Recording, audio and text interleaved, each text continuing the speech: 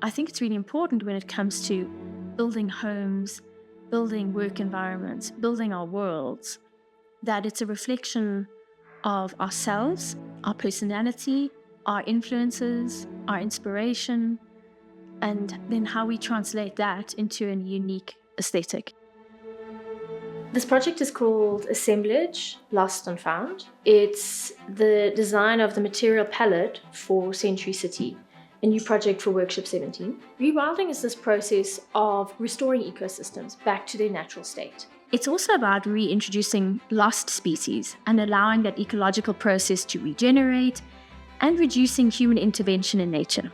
So instead of treating nature as an aesthetic backdrop, we actually want to create an interdependent relationship. So the material palette that you see in front of you actually consists of a combination of really sort of beautiful natural materials and textures to bring together reference to nature within the workspace. We've used natural oak timber flooring, and that becomes a beautiful unifying floor surface that starts to seamlessly connect all of the spaces, whether you're in an enclosed meeting room or office. In contrast to the oak flooring, we'll be introducing darker tones. We will also have ash timber, table tops, this more sort of chocolatey browny colors, and then also touches of metallic, references to sort of the geological aspects relating to nature and the geology of the site. You'll also then get a sense of natural textiles and natural fibers that are brought through in the loose lay rugs that are overlaid on that timber flooring.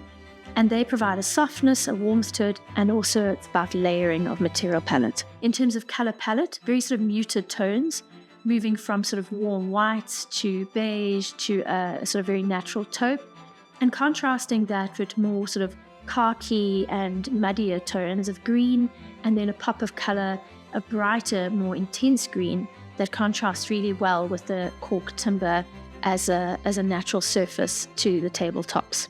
Besides timber and cork being these natural elements that we've brought into the space, we've also got leather, and leather becomes a beautiful sort of natural material that adds a touch of warmth, a touch of luxury. One of the masterpieces, I think, or most striking and dominant elements of the material sample board is the Marinese stone. And Marinese is actually a conglomerate stone that's formed over many, many years, where pebbles are compacted in a riverbed.